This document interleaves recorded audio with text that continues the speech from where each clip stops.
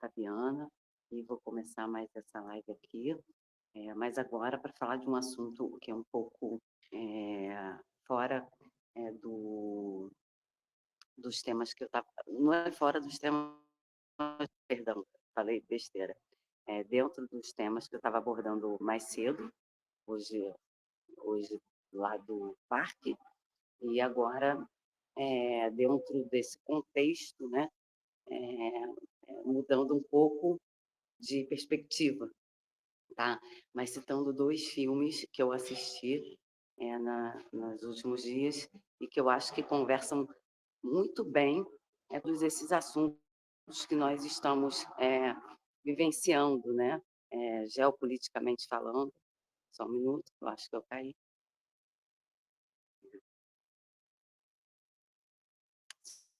Só um minuto. Eu entrei. Então, antes de dar início, eu estou num lugar, deixa eu ver aqui se eu conseguir firmar a minha imagem.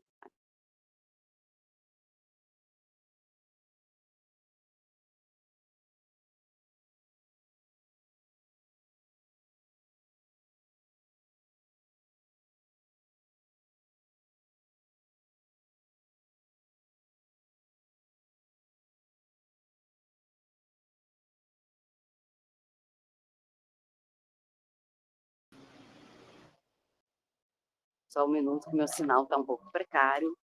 Então, eu vim trazer sobre uma nova perspectiva os assuntos que eu costumo abordar aqui. Eu encontrei é, 2 títulos de 2 filmes que conversam bastante com isso. Eu acho que vai ser interessante fazer eh uma analogia aos fatos, né, com os exemplos que eu citarei. Mas primeiro, dizer que eu estou aqui, num lugar que eu sou muito apaixonada, né. Aliás, eu adoro, estar presente nesses lugares. Eu gostaria de estar mais, mas infelizmente, ainda não dá para fazer isso, tá. Que é aqui onde eu estou, é a Universidade Federal do Mato Grosso do Sul, tá. Eu estou em um dos prédios, de estudo. No momento, os alunos estão de férias, então eu estou aproveitando o espaço vazio e silencioso para, além de estudar, carregar meu equipamento, poder trazer também, mais um pouco de trabalho aqui, para a newsletter, ok? Então, o que que aconteceu? Esses últimos 2 dias, eu assisti 2 filmes, tá? Esses últimos dias. E esses 2 filmes, embora eles não tenham nada de semelhante, tá, no seu conteúdo, eles retratam bem 2 aspectos da sociedade, que são, que saltam aos olhos, né, quando de uma análise profunda, global, da sociedade no modo geral, né, de 2 lados, da sociedade, que são, polos, são foram polarizados. Vou falar os títulos e vou fazer um desenvolvimento, vocês vão entender melhor sobre o que eu estou falando, tá. Um dos filmes, se chama Desejo, tá, tá com esse nome em português, está na Netflix. É um filme, eh eu não sei se é mexicano, mas ele está em espanhol latino, tá. Então espanhol, perdão, espanhol latino é óbvio, né. É espanhol da América do Sul, tá. Eu acredito que seja na cidade, do México, não sei onde, eu não sei exatamente onde, agora eu não me recordo, tá, mas não importa, tá. Esse filme, eu até me surpreendi, só um minuto, eu até me surpreendi bastante, que eu esperava um outro tipo de conteúdo do filme, mas, o filme é bastante impressionante, porque, se trata de uma família muito rica, milionária, que cai no tédio, né.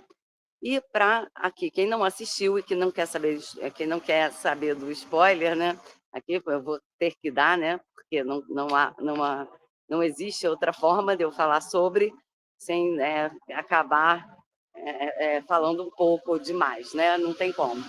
Mas o fato é que, essa família, ela cai no tédio e, para romper com esse tédio, ela resolve, a agir de uma maneira um tanto inadequada, eh eh, inadequada, é pouco, tá.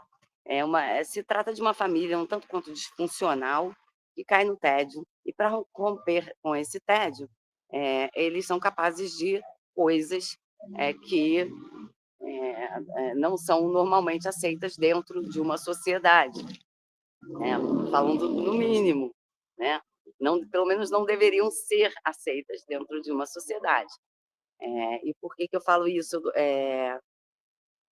Porque como se não bastasse, assim, o horror ao tédio, né, que é imposto, é a forma como a pessoa milionária, os milionários têm lidado com esses sentimentos que eles não conseguem resolver, de forma, eh, saudável, tá. Eles tentam resolver, eh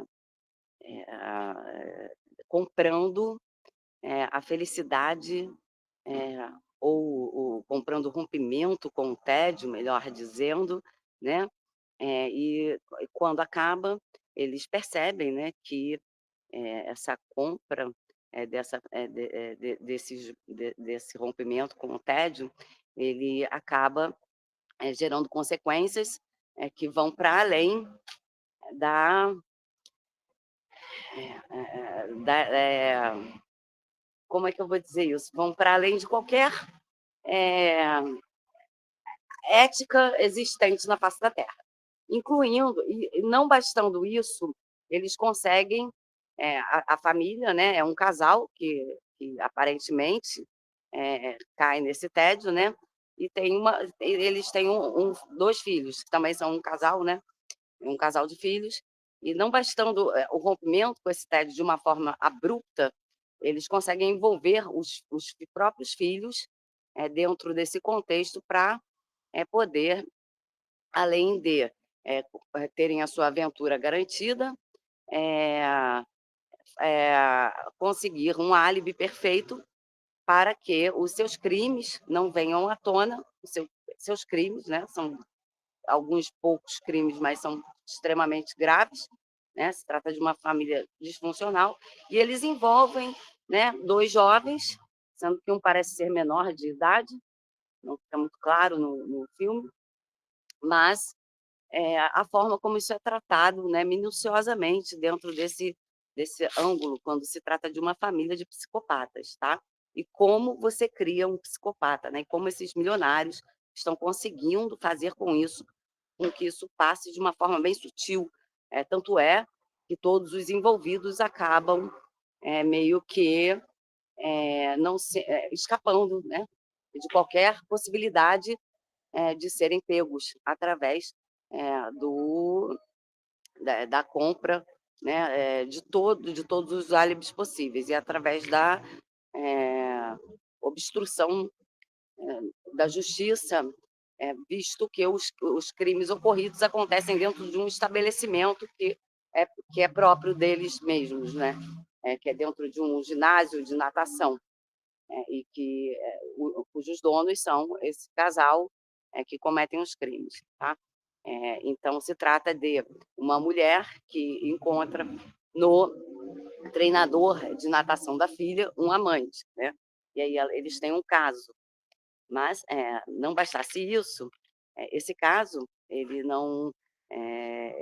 começou porque a mulher, estando entediada, ela sugeriu ao marido que, eles trouxessem uma mulher, né, para acompanhá-los nas relações íntimas. E o marido, não concorda na hora, né, não parece concordar, tal, mas, acaba que o treinador de natação é contratado pelo próprio marido para que a mulher possa, fugir a esse tédio, tá.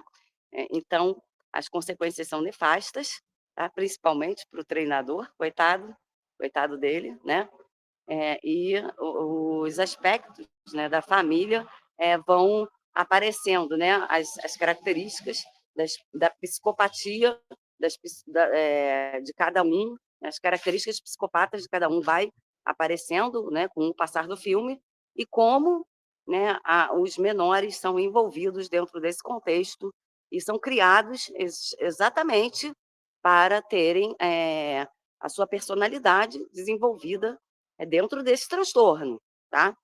é como se fosse um fator normal, né.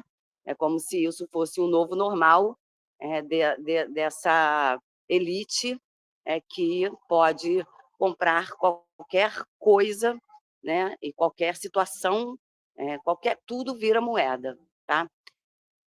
Então, falando desse filme, fazendo uma comparação, um outro filme que eu assisti, um filme alemão, passado em Berlim, foi uma história real, bastante interessante, que é o 23.000 Vidas, que também está na Netflix. E esse 23.000 Vidas se trata de um jovem que também é filho de milionários, e ele resolve romper com o ciclo, do com o ciclo de um jovem normal de classe alta da Alemanha, né, da classe A, das elites alemãs. E esse jovem tem como um sonho salvar os náufragos que fazem a jornada no mar Mediterrâneo para fugirem de países do continente africano, tanto como de outros, tá? E o sonho desse jovem, né, desse alemão, é comprar um barco para poder resgatar esses refugiados e levá-los para a Itália ou para os países que à época recebiam os mesmos, né.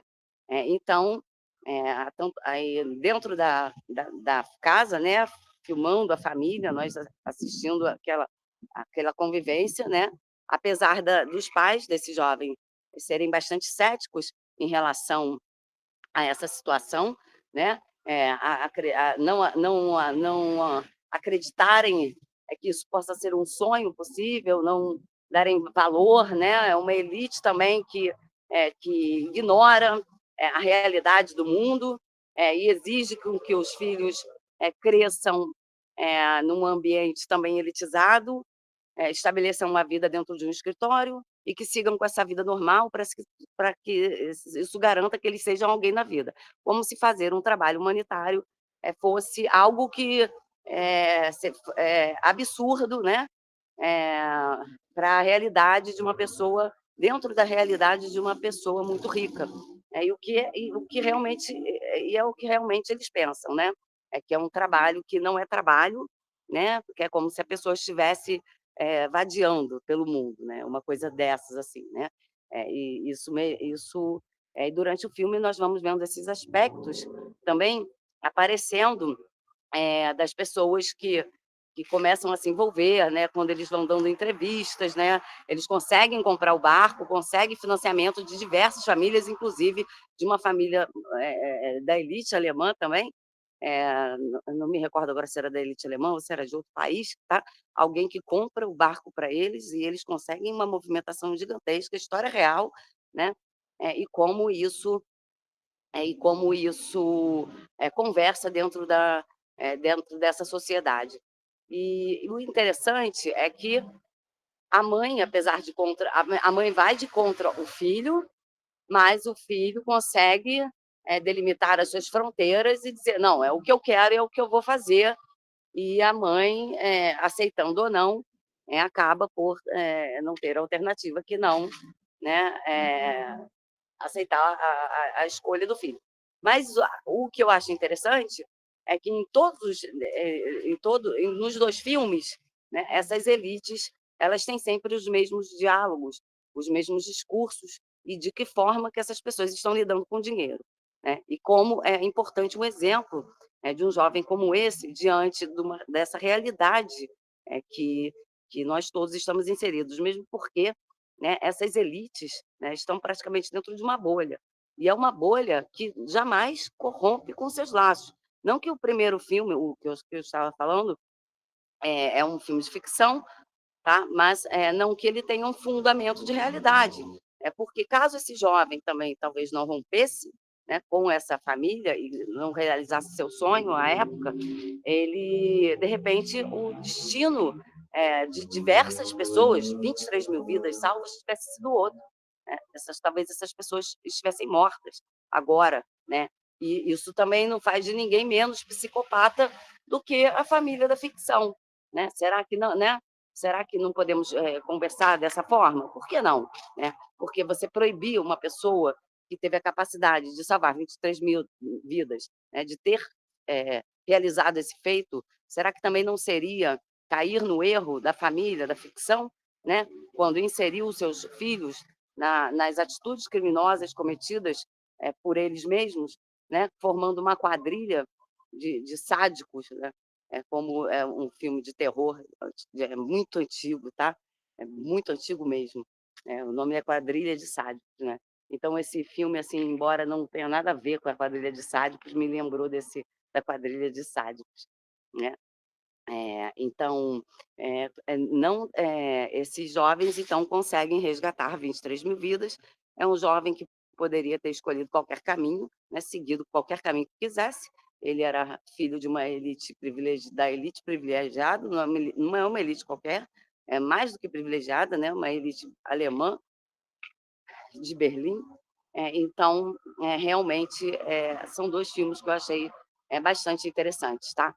2 famílias que representam essas elites no mundo. E detalhe, uma que fica na América do Norte, latina, e a outra, em Berlim, né, Alemanha, né. Mas é impressionante como, o discurso e o diálogo, ele se mantém, né, exatamente o mesmo, seja lá em qual parte do mundo que você estiver, tá. Então eu achei bastante interessante trazer isso aqui, tá. Não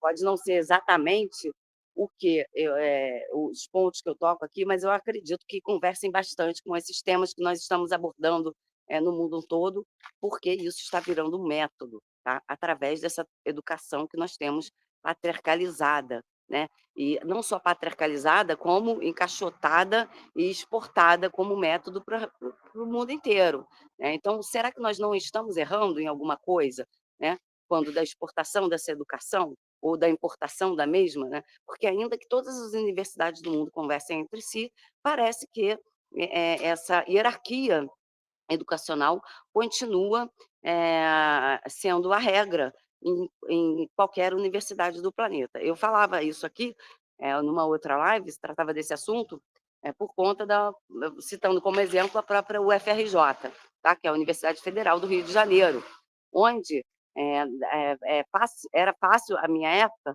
constatar, a hierarquia, por exemplo, da distribuição de verbas dentro da universidade, tá, que o reitor, também, à época, geralmente direcionava, mais verba para as áreas, de engenharia, medicina, direito, né, e as outras disciplinas, ficavam, sempre com um déficit, né. Tanto é que, arquitetonicamente falando, nós percebíamos que os prédios, por exemplo, da engenharia tinham ar-condicionado, no da arquitetura já não tinha, tá. Então eram detalhes onde você percebe a presença desse pensamento, eh, prioritariamente elitizado, né. Então ele se reflete na arquitetura, da construção do espaço educacional, tá. E de que forma isso está influenciando essas pessoas, né, de uma forma a que, a personalidade dela, assim como o aprendizado, sejam, eh sejam direcionados sempre dentro desse panorama, né. Então como romper com isso, né, como fazer um jovem entenda, né, que, esse discurso da elite, não é o correto, né. Como você fazer com que um jovem possa romper com esse ciclo vicioso, do pensamento colonialista? É quase que impossível, porque a estrutura toda, ela te leva nessa mesma direção, né, nessa mesma direção, porque é uma construção que data, de séculos, não só aqui no Brasil, como no mundo inteiro, né. Tanto que todos os prédios universitários, eles têm essa arquitetura, eh geralmente opressora, que são arquiteturas antigas, mas que foram, erguidas, né, e edificadas por, as elites colonialistas, né, majoritariamente, né. Então, aqui no Brasil, um exemplo que eu gosto de citar, eu até tinha esquecido o nome da lei que tinha sido criada à época, não me lembro agora exatamente, mas foi no Brasil colônia, logo um pouco após o Brasil colônia, não sei se já estava virando república, mas foi a lei do boi, né, que é a lei do boi, não sei se é lei do boi, perdão se eu estiver errada, tá, mas é alguma coisa nesse sentido, que ela garantia aos filhos dos fazendeiros vagas nas universidades públicas e nas escolas, né. Não sei se eram só escolas, se ainda não havia universidades, acredito que já haviam sim, tá. Mas, garantiam essas pessoas, filhos da elite, que poderiam pagar por um estudo, até por um instrutor, né, na época também era comum terem instrutores, professores dentro de casa, particulares, que desenvolviam esse assunto muito bem.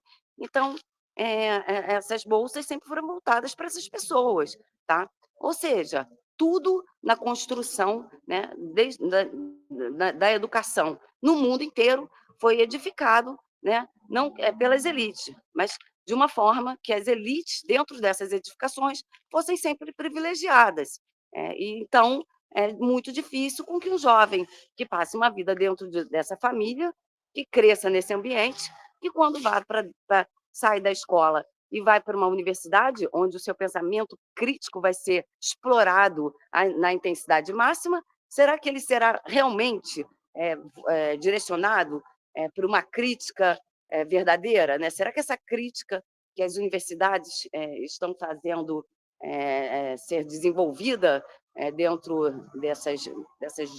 da mente desses jovens, será que é uma crítica suficiente para o mundo atual? Ou será que essa crítica ainda se mantém dentro dos padrões colonialistas e é por isso que nós não conseguimos romper com o ciclo vicioso da extrema-direita e a sua disseminação pelo planeta, sem sequer que esses jovens queiram contestá-los, tá? Porque aqui no Brasil, pelo menos, o que nós podemos ver é que a maioria dos jovens está caminhando sempre para o lado conservador, tá? Majoritariamente. Diferente da minha época, que as pessoas estavam começando a tender a questionar esses valores, tá? Mas acontece que a extrema-direita conseguiu investir novamente o suficiente para garantir com que o pensamento crítico desses jovens talvez não seja tão crítico assim, né. Então essa influência, ela não está somente, nos espaços onde essas pessoas frequentam, onde esses jovens, essas crianças estão frequentando, mas, nos espaços que eu digo, familiares, nas igrejas, mas ela se perpetua dentro das escolas e das universidades, tá. Então é um ciclo bastante perigoso que nós estamos vendo sendo desenvolvido e que não tem, como se romper, dado que as edificações mesmos já direcionam, né, conduzem o jovem a agir dessa mesma forma, tá. Detalhe, não bastasse isso, à época, eu não lembro exatamente quem era o reitor ou a reitora, eu me lembro que essa pessoa ainda, ela usava um espaço de dentro da universidade, ela usou um espaço para acho que montar um restaurante, uma coisa assim particular, tá. É um espaço que só poderia ser ocupado, por, alguma outra, por alguma área, né, alguma professores, por pessoas da área de dentro da universidade, né. Poderia ser uma sala de aula, poderia ser um restaurante universitário, mas não, era um restaurante particular, né. Eu me lembro até que era comida aquilo, um negócio assim, e não era nada barato, tá. Então essa pessoa, já estava também além de toda essa hierarquia, né, seguida pelo sistema educacional, né, que prevalece até hoje para dentro dos nossos dias e prevalece, dentro das universidades, isso também estava abrindo, margens à corrupção. Por quê? Porque além de tudo isso, né, além do jovem já estar sendo direcionado, tendo seu pensamento direcionado, né, para esse ponto, não bastando isso, o restaurante, também era outro exemplo, porque ele era, normalmente muito frequentado, tá. Era uma população muito grande da universidade que frequentava o restaurante, tá. Então, sendo assim, além, daquela edificação já conduzi-lo a esse pensamento, né, também tinha o fator corrupção, que entrava diretamente nesse local para estabelecer que essa norma, tá, era a regra e não a exceção. Tá? Então, nós falamos de edificações colonialistas, patriarcais, que induzem com que a corrupção seja legitimamente aceita por esses jovens também, ainda em fase de maturação da sua crítica, né? Se é que isso seria possível dentro desses espaços, se é que isso é possível dentro desses espaços. Eu acredito que sim, porque eu conhecia muitas pessoas que questionavam essa situação, assim como questionavam também a distribuição de verbas dentro do próprio espaço público, né? E não é um espaço público qualquer, é um espaço público de uma universidade federal, tá? Então, é uma estrutura que nos leva a fazer sérias reflexões sobre como esse espaço está sendo utilizado, se é realmente para o aproveitamento do aluno ou se é para que o aluno seja aproveitado, né? Podem também ser as duas coisas, não é? Isso não é um fator a ser a ser ignorado, né? As duas coisas conversam entre si e as duas afirmações também são legítimas, né? Há aqueles que conseguiam fazer as reflexões, há aqueles que pouco se importavam, queriam acabar logo os estudos e se livrar da universidade, né? E há aqueles que sequer percebiam o que estava acontecendo dentro daquele espaço todo, né? Então, eu vou deixar essa live assim como reflexão, porque esses 2 filmes, eles me colocaram muito, né, me fizeram, fazer esse retorno, né, dos métodos educacionais, por que que as elites não rompem, com esse pensamento, por que que nós chegamos ao ponto, desse pensamento ser a regra e não a exceção, porque o capitalismo predatório, ele chegou no seu ápice, pelo menos quando estamos nos referindo aos Estados Unidos e a certos países da Europa, tá? Porque o capitalismo tendo como característica, pelo menos nas minhas reflexões, são características predatórias, tá?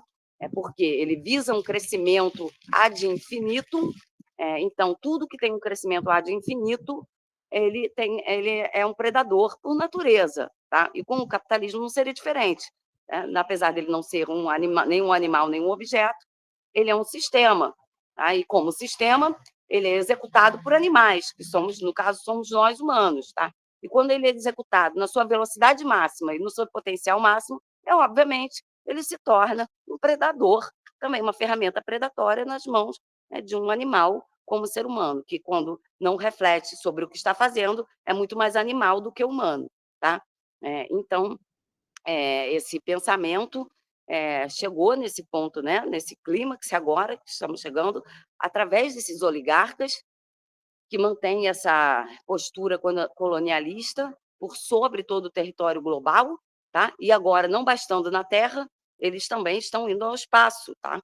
Então, não é surpresa, não é surpreendente que a Arca de Noé tenha tomado diversas formas e tenha agora conquistado diversos seguidores, né? Que apesar de não entenderem bem que estão exatamente dentro de uma dessas arcas, veem isto como uma tábua de salvação por achar que todas as outras alternativas seriam mal vistas diante de uma sociedade extremamente oligarquizada, né? Então, muitos daqueles que não compartilham das mesmas benéfices dos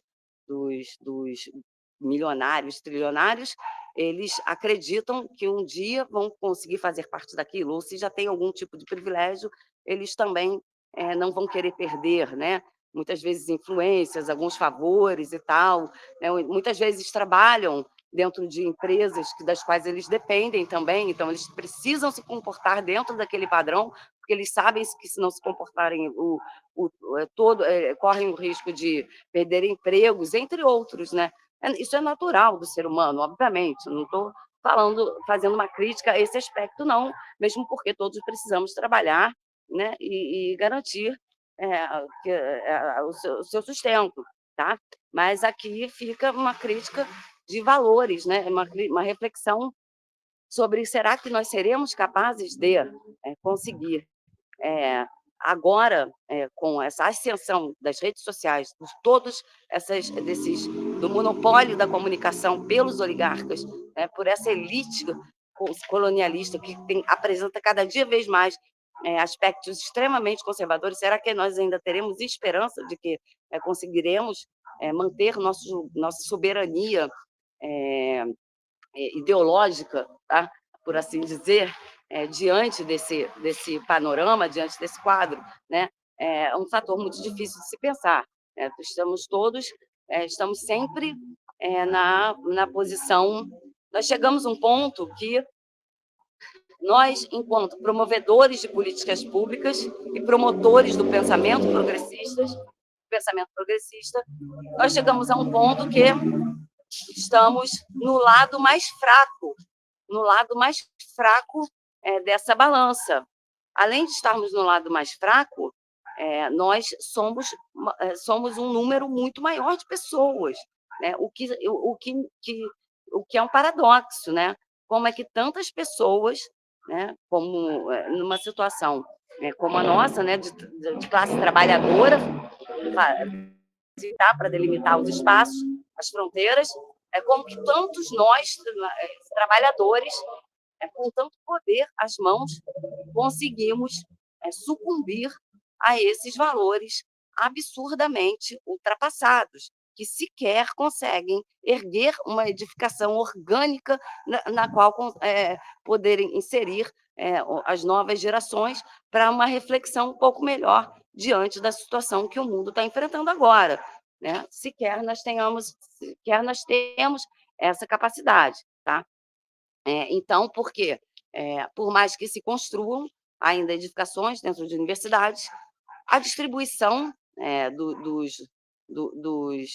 dessas mesmas edificações, elas se dão todas dentro dessa mesma hierarquia e são sempre distribuídas dessa forma, tá? E à medida que isso vai crescendo, parece que a coisa só se multiplica, ela não muda de forma, ela não muda o seu formato. Não estou falando só do formato arquitetônico, não, tá? Ela não muda o formato do pensamento da construção, né, de como a construção será usada para o pensamento, tá? Uma coisa está conectada à outra, uma coisa depende da outra, e elas não mudam, elas só se fazem multiplicar exatamente como há 500 anos atrás da data da colonização do Brasil, tá? É um pouco mais de 500 agora, né? Mas a estrutura é exatamente a mesma. Então, isso explica muita coisa, explica o fator de que agora, né, com essa ascensão da extrema-direita, porque que eles têm tanta facilidade de se perpetuar em qualquer lugar que eles penetram, né, e de se manter o mesmo discurso e aderir tantos seguidores. Tá? Então, o rompimento com essas barreiras, eu acredito que cada dia que passa vai ficando muito mais difícil, tá? Vai ficando um caminho extremamente perigoso de ser atravessado, perigoso, difícil, e cada vez as chances de que essa estrutura seja rompida se torna menor, mesmo porque os muros cada vez são erguidos e cada vez mais fortes, né? Muros esses que não precisam ser de tijolo e cimento, não, tá? Basta que você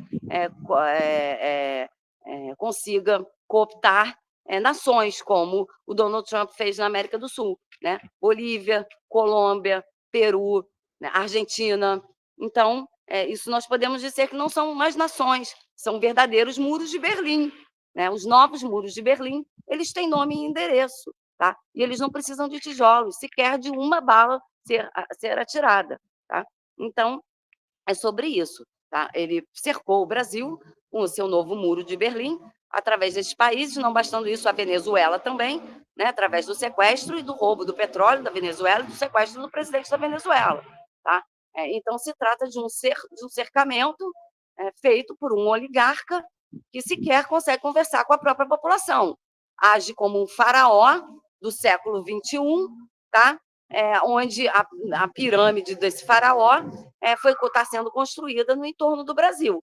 E aquela pedrinha que fica lá em cima da pirâmide vai ser a última que ele vai colocar, né? E provavelmente será aqui sobre o nosso país, tá? Então é sobre isso, sobre esse tarifaço que aconteceu, que eu falei na live anterior, e eu vou encerrar aqui com essa reflexão que eu acho que já está de bom tamanho. De repente amanhã eu retorno com maiores informações também, com outras reflexões, tá? Vocês me desculpem ficar um pouco desconexa a conversa, mas é porque eu não preparei nada, não. Eu queria fazer uma coisa bem natural, até porque sentasse alguém para uma conversa menos formal, eu acredito também que esse formato seja melhor para deixar esse tipo de reflexão, porque eu acho que ele conversa melhor, inclusive com os jovens, tá? Pelo menos é isso que eu estou sentindo nas lives que eu faço no YouTube, onde tem entrado uma galera bem bacana, e a gente tem discutindo muito, tá? Inclusive pessoas que são da direita também, mas a gente acaba todo mundo refletindo. No final, eu acho gratificante, pelo menos para mim porque eu gosto de discutir com diversas opiniões, não com as pessoas que concordam e com as pessoas que discordam, né, natural. Tá? Então é sobre isso, né, e sobre como nós enfrentaremos isso daqui para frente, tá? E aguardemos para ver de que forma esse tarifaço também vai servir como mais um tijolo do muro de Berlim do Donald Trump, principalmente agora, às vésperas das nossas eleições, né? Então é sobre isso, e essa discussão eu vou encerrar aqui, porque daqui eu continuo amanhã, ok? Então, uma obrigada a todos, uma boa noite, um beijo, um abraço, muito obrigada e até.